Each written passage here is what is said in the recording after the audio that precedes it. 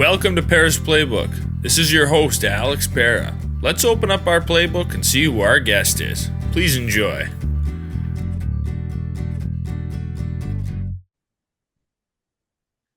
Welcome to episode 117 of Pera's Playbook. Today I'm joined by Hailey Adams. She plays women's basketball for Rice University. Hailey, how's it going? It's good. It's a good night. We had a good day today. Happy to be here. Yeah, right. Basketball is starting. It's crazy. It's already here. I feel like football was just kicking off, and now all of a sudden basketball and hockey and like everything, we're in that like prime time to be a sports fan where like you can turn on the TV any night and there's going to be something on, especially if you have guy of ESPN Plus. So like when basketball rolls around, like you've got so many conferences, so many games to choose from that it's like I don't know. I love it because you're bored. There's something on TV. There's something to watch. And you guys, this episode won't be posted by the time you play tomorrow, but you guys have a game tomorrow. It's just an exhibition, right? Yeah. Yeah. Yeah. But still excited to get out there, play against some other people, kind of see what you guys have, what you can work on before the first game. So definitely excited. We'll talk about this upcoming season here a little bit later in the episode. But why don't we talk about your recruiting for a little bit? I start most episodes with recruiting because it's kind of like where everyone their journeys kind of take off, and everyone's got a different recruiting experience. Some are super smooth, and some are rocky, and some people start early, some people start late. So I mean, it's always different. It's always interesting to hear. But what was yours like? Um, well, mine was going on during COVID. So it was kind of like you either committed really early before COVID or you committed pretty late. So I was a late committer after all of my summers of basketball.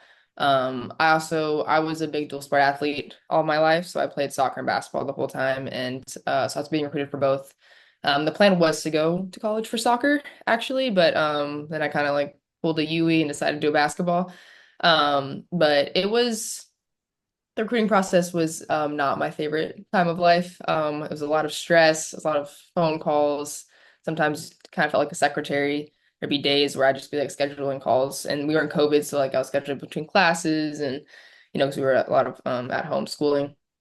But I would never want to relive it. But I'm very happy where I ended up, and it was all worth it. So I mean, it's hard enough to be a regular just kid. Like, where am I going to go to school and what am I going to major in? And then you throw in like, oh, I'm going to play this sport, and do I like the coaches and do I like their program and do they have the school that I want? Like, geez, I love their coaches and the team, but they don't have what I want to major in. So now do I want to like change what I want? Like, there's so much going on, and you're like trying to plan your whole life in high school. And like, who can do that, right? Like, it's I mean, it's not easy. It's definitely yeah, not easy. yeah, my family, one of the oldest children, so no one else in my family was kind of like on the college athletics route. My parents didn't do it, so it was kind of like I didn't know what to ask most of the time. And at the club I was at, it was a fairly young club, so there wasn't a lot of teams of players before my team that had like kind of gone to college, so I didn't really have a lot of guidance there. So it was kind of shot in the dark in terms of like what to ask, what to look for.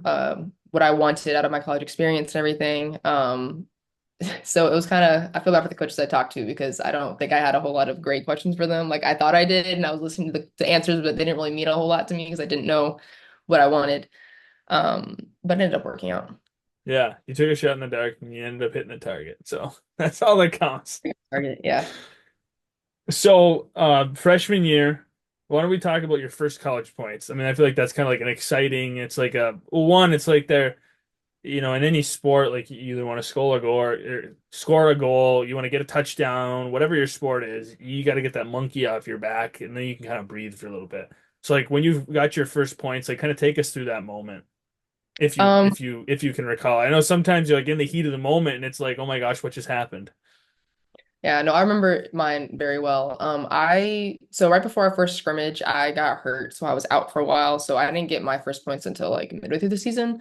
And that year I actually redshirted, so I only played like 8-ish games or whatever. And so I think it was one of my first games playing college. We were playing a very, very good Middle Tennessee team. We did lose by a lot. So when I did score my first college points, no one cared. And that was totally fine No, because you cared, right? Come on. You I cared. yeah. I cared, Your but like I couldn't family care that cared? much. Yeah, I couldn't care that much because it was, Yeah. um No, I know. it was a bad loss. But my class and the players around me noticed, and so they said congrats, even though it was like a somber night. But it was pretty cool to finally get that moment after, you work your whole Right. life to do this, and you get told that like this is what you're supposed to do, like you work this hard, like, and then for it to finally like come to fruition, especially after I had to go through some injuries beforehand and everything. Well, the rest of my recruiting class, which we had a really big class, we had like six, like they all got their opportunity, and then like I had to wait for mine. So it was a really good moment, even though it was under not so good circumstances. Right. Yeah. I mean, there's part of you that wishes it would have been during a win and all this stuff. But I mean, what can you do? Yeah, it happened. So Right. So let's talk, last year. I mean, there was a lot of stuff to dive into. You played 32 games. You started 12 of them. You averaged almost 5 points a game and 5 rebounds a game. You had a couple double doubles. One of them was a career high 17 points. You were tied for most blocks on the team. I mean, so you had a lot of good stuff, kind of like a little breakout year after, redshirting and injuries and stuff like that. You have a little breakout year. Like going into the season, I mean, were you pretty confident that you were going to have a solid year? To be completely honest, no. So I was a point guard my whole life until I got to college. And I came in playing to be a guard, playing to be, maybe not the point guard per se, but like a ball handler of some sort, not a post. I am now a full-fledged post. Mostly because of like injuries when I was learning the positions when I was a freshman and sophomore. I kind of just got put there because there was a hole that needed to be filled, and I was tall enough to be able to, kind of fill that hole. So I got put there. And so then my first college start was actually as a five, surprisingly. So if you would have asked me in high school if I ever thought that I would be primarily starting as a five, I would have thought you were crazy. That would never ever happen. But so no, I didn't think it was gonna be a breakout year because I knew that I was gonna be having to play post, and that was kind of I was learning a whole new position. Like in high school, like, they usually have the big guards go and post up if they can on a certain play or whatever. Whenever they had me do that, I intended to get an offensive foul. So it was just not my forte. But I learned a lot. It was very thankful to my coaches, and my teammates were very patient with me and let me learn, gave me room to learn. But it kind of just had to get through it. There were a couple games where it was, very iffy, and then I had some good games like those. But it ended up being a very good year for what I was expecting. So I was very happy with it. Yeah, I mean, a lot of learning, right? Like throughout because like you mean you can practice like we kind of talked about with your own teammates. You can practice your own teammates so much, but you can almost kind of get comfortable playing against your own teammates. So if you're practicing as a new post against your own teammates, you know their tendencies, they know your tendencies. Then you go against this other school who's got a girl who does something that none of your teammates do, and you're like, oh my gosh, what do I do now? I'm a new post and like I don't have this experience and. I mean, but you seem to transition well. I mean, you did have a break, like kind of a little breakout year. I mean, you had a good year across the board, scoring and, blocks and I mean, just like a little bit of everything. And your team had a great year too. I mean, were you guys expecting to have that great of a year? Like kind of going in? I mean, obviously everybody wants to win, but sometimes you kind of know where you are in your conference. Yeah, we were expecting to have a good year. I mean, we always think we will. Like that's what every team goes in thinking that you're going to be Yeah. good. We got ranked pretty high for preseason. It was our first year in the American Conference. We had just moved with a couple other schools with the whole conference realignment, and we got pretty ranked pretty high. So we were all excited to get into it and everything. And I mean, our non-conference went pretty well, and then our conference, like we did pretty good, and then we had a little bit of a skid at the end of the season, where we had a couple losses in a row that dropped our seeding pretty low for the conference tournament. But as they say, it's not how you start, it's how you finish, and we finished really, really well. Went on a winning streak, won the tournament, got to go play in the NCAA tournament. But I would say I have that little like transition from the end of conference to the conference tournament. I have never seen like a team come together the way we have. It was almost like there was like no shred of disbelief in the air. Like we all thought we could win. We all were in this like collective mindset of getting to that conference championship game and then winning that game to be able to move forward with the rest of our season. Yeah. Well, let's talk about the NCAA tournament. I mean, are you playing an American? That's kind of like a middle conference. It's not a big conference, it's not a super small conference, it's kind of a middle of the road conference. But like definitely doesn't get the media attention that other conferences get. Your games aren't always in prime time and like on ESPN or Fox Sports or whatever, right? So like people aren't always at Rice basketball, I mean, so when you get to the NCAA tournament though, I mean like everybody who cares about basketball is watching now. You're playing at a big stage. You guys played LSU in your first Mm. round, so now you're playing a big SEC team in the big dance. I mean, like a lot of media presence, everything. I mean, was it a little extra stress? I mean, obviously exciting, but stress, excitement, a lot of emotions. I would say, I mean, just the whole experience of winning that tournament and then knowing that we're going to get a bid, going to the selection Sunday. We all got in, film room and with like, all of our loved ones and the Rice family. And when seeing our name drawn and then being drawn to play the defending national champions at their place. That was all really, really cool. But I think that kind of how I'd spoken about our belief going to conference tournament, we kind of carried that over. And I think that everyone on our staff and our team thought that we could beat LSU after going over the scout and everything and doing all the preparation and being ready to go do it. And then just going to LSU and then going into their stadium. Their stadium is huge. Rice does not have a big stadium. It's very old. Rice is an old school. We typically don't have a huge number of fans. I mean, our school is very academic based. Um, and just going there and like doing our shoot around before the game. Like it was a huge stadium, like kind of in awe. Kind of feel like in the movies that little school, like, comes in, plays like the reigning state champions in high school or whatever. I kind of got those like vibes from it. And then we go in and we play them. And I have never heard a louder stadium in my life. Like it was shaking. I mean, you're in Death Valley and everyone's like cheering loudly. I mean, this like LSU women's, team they're a very good team and they have a lot of fans and a lot of support. So, I mean, there was like that little Rice section of our loved ones and our committed fans that were there cheering their hearts out. But it was insane. I think there was something like 15,000 people there. And I will be lucky to ever play in front of that number of people again. But it was something that I want to relive for sure. Yeah, definitely a cool experience to be on that stage, to play in a place like that, surrounded by that atmosphere, the winning program, playing a team like that. I mean, there's stories that you'll be able to tell forever. You can tell your grandkids someday that you played against the reigning national champs. I mean, like experiences, and there's so much you can learn about yourselves as a team when you play a team of that caliber. Like even if you lose and like yeah, it sucks to lose, but there's so much you can take out of that and grow going into this season. Mhm.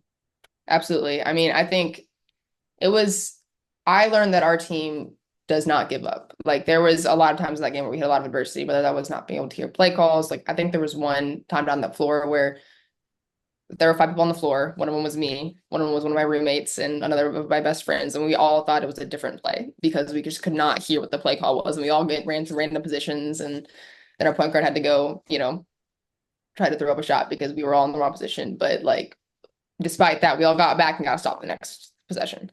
And just like having all of those kinds of like things we had not dealt with before. And I say the noise a lot because the noise was just insane. Um, we all learned a lot about each other as a team, I think. And then it's really cool because this year we had so many returners. Like our point guard left, and then we had a couple others not return, but for the most part, our entire team is coming back. So we're gonna be a pretty old team this year, a little veteran. And I think that'll be really good for just, I mean, as a program, if you have veterans, they know how it works, they know what to do, they can teach like the small amount of new folk, and it'll be really good. Noise is something that you can't really practice. I mean, teams always try. They try like pumping in crowd noise over the speakers, but it's not the same. Like you can't replicate 15,000 screaming fans. No, you cannot. And you can practice all you want, but like you said, I mean, you get those moments where everyone's on a different page because you can't hear yourself think because it's just crazy. But I mean, those are the unique atmospheres that sports gives you. I mean, just like nothing else compares to that Mhm. level of just chaos and noise and and passion, right? Like the level of passion that those fans have and people have for the sport is unparalleled. Absolutely, absolutely. It was, yeah, it's insane how it was really cool to see that, like how big of a school, how big sports is in that school, of how much passion there is, like you said. And just kind of being a part of that for a second was a really cool experience. Yeah. So looking into this season, you just mentioned you guys have a more of a veteran team. You guys you got a couple challenges, like a Cancun challenge. I'm sure that would be fun. You're going down Cancun and it's, do you get much time to do anything but basketball, or is it all basketball? This will be my first trip out of the country for basketball, so I really don't know. I've been told that we're gonna have a good amount of days to kind of like, do something fun as a team. I know it's over Thanksgiving break, so a lot of families are coming, of my teammates. So I'm assuming we're gonna get a little bit of time. I'm really hoping so, but that has been like the new highlight of our what everyone's looking forward to on the team. Yeah, definitely exciting. Yeah. Who wouldn't want to go to Cancun and then play a little basketball while you're there? Yeah, a little vacation with the side of basketball, it's nice. Yeah. And then you guys have a tough non-conference schedule. You got teams like Georgia Tech and Gonzaga and BYU and, and the other teams that I didn't mention before you get into your conference play. And obviously you don't want to get too far ahead looking deep into the schedule because you can kind of get ahead of yourself, right? You want to take it one game at a time, but it's also hard not to look ahead and see that. So what's the vibe kind of around the team, looking at the schedule with this veteran experience and kind of goals and everything headed into this season? Yeah, so I mean, one thing our program has been preaching a lot on since last year is our net score, which is basically like a lot of it's based on how you do a non-conference because like that's where you kind of play out of your level, like up and down and laterally outside of your conference. And you get better net score by, winning on the road, winning against, bigger schools that may be ranked in the future, kinds of things like that. And so last year we didn't like do a great job in non-conference against like the teams that we wanted to get wins against. And so our net score is pretty low, so we got seeded pretty low in the NCAA tournament, even though we won the conference. And so this year we're trying, like our goal is to have a better net score by beating some of those bigger teams that we kind of let slip away. So that when we do, fingers crossed, get all the way to the conference tournament and win that and get to the NCAA tournament, we have a better seeding. So like schools like Gonzaga, Georgia Tech, U of H, and BYU, we're really hoping we can show them what we got because last year we all think that we could have beat them. It was a close game with all of them. And so we just want to show them what we got one more time and see if we can pull out a win. Yeah, because that seeding, that's so important when it comes to the tournament. Obviously, every team in the tournament is capable of beating somebody. Right? You're all D1 programs. You all made the NCAA tournament, but there's certain seeds that kind of fare better. There's certain seeds that it's a little bit more favorable if you get this seed. Nobody wants to be the lowest seed playing the number one. Nobody wants to have to play South Carolina in the first round. Like you want to avoid that if possible. So yeah, seeding is definitely so important. So yeah, it's that definitely. And I looked at your schedule. You guys are super close to a lot of those, like Georgia Tech and the Gonzaga game, and they were both good teams last year. Gonzaga was ranked throughout the year. Mhm. So now you can go back into this year and hopefully take it to them and come out on top.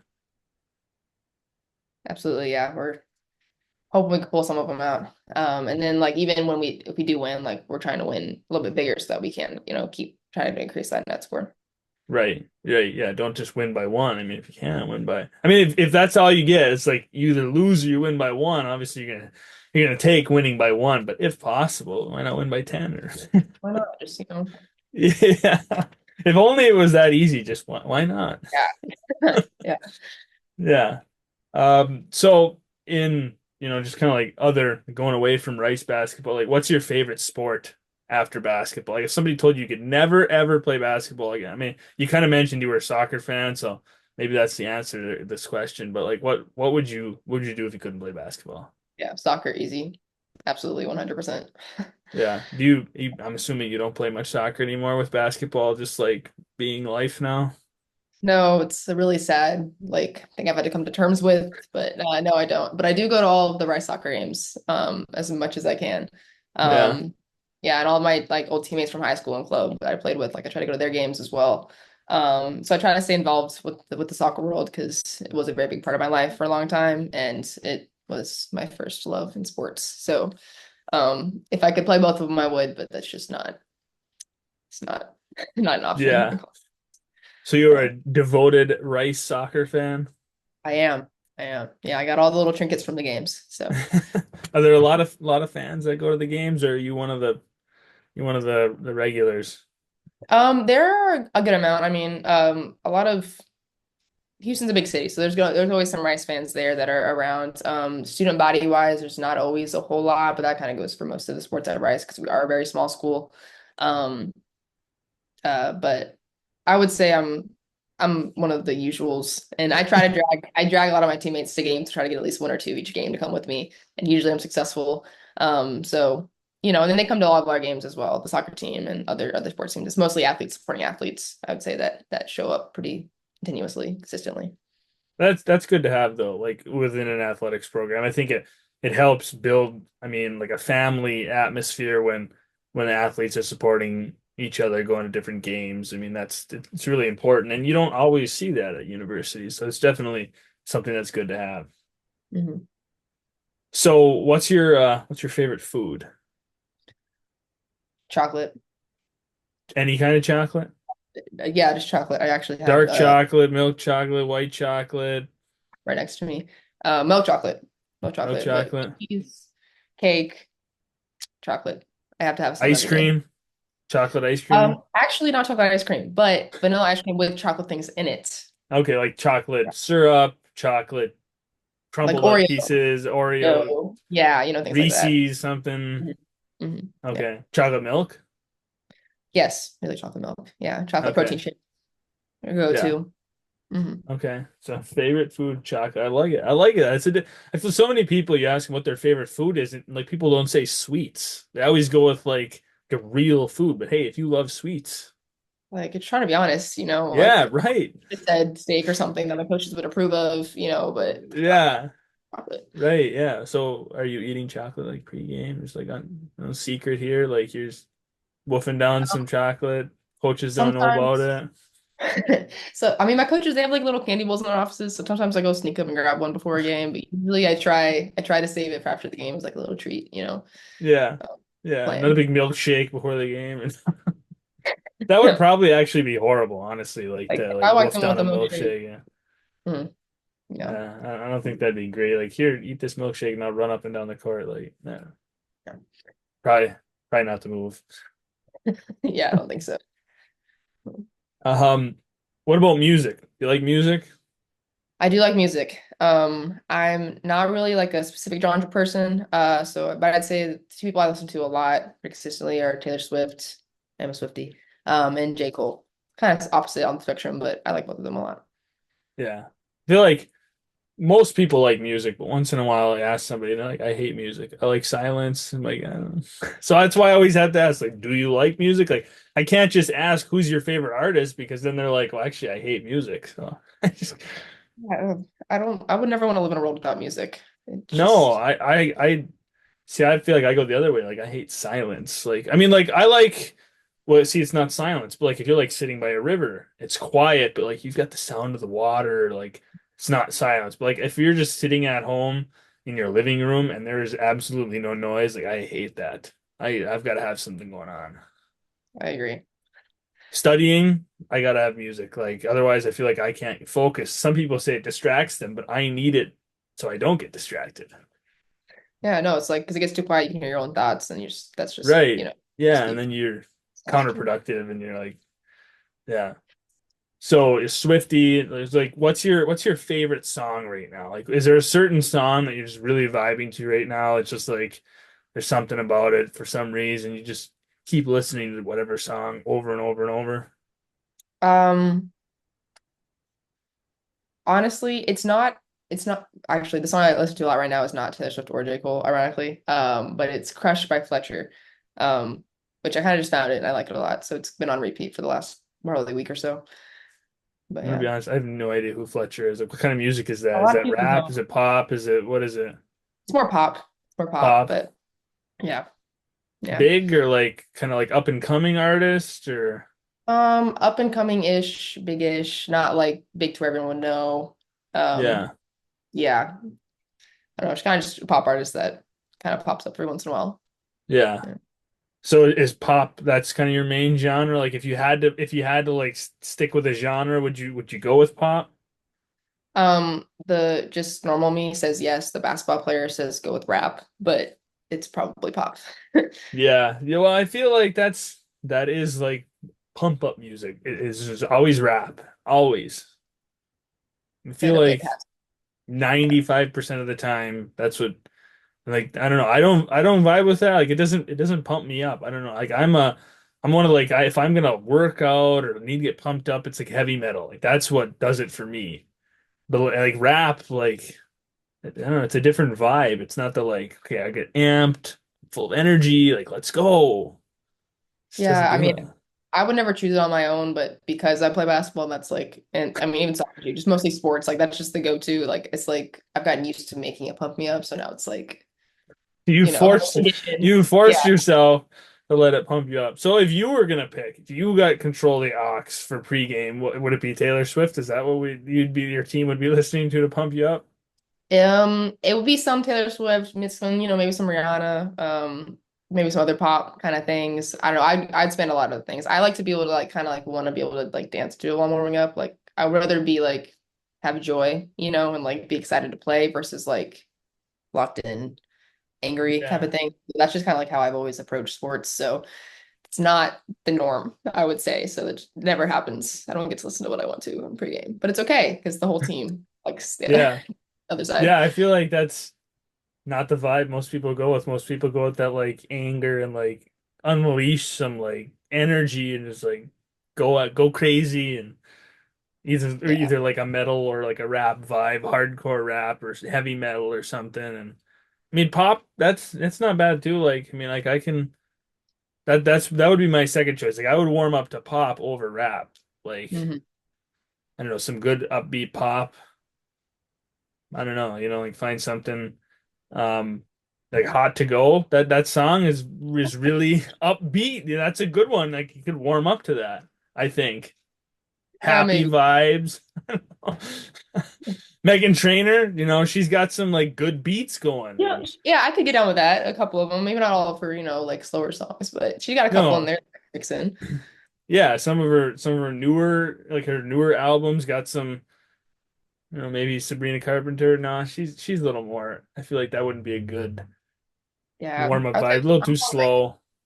10 years ago pop versus like right now pop is kind of what I Yeah, am like more into. Yeah, Kesha or maybe a or couple. Yeah, or Katy Perry or something like you yeah, know get down to that the 2000s like 2010s pop like that's yeah, you yeah. just got to take over Ox one day like I throw mean, everyone off their loop. if my team let me do that, I would have the game of my life, and I stand by that, and I'll let them make that decision. They So wouldn't they let all me. need to listen to this, they all need to hear you say that, and they need to give you that Yes, option just for one game. And then if you don't exactly. have the game of your Yeah. life, then they'll be like you never get Ox again.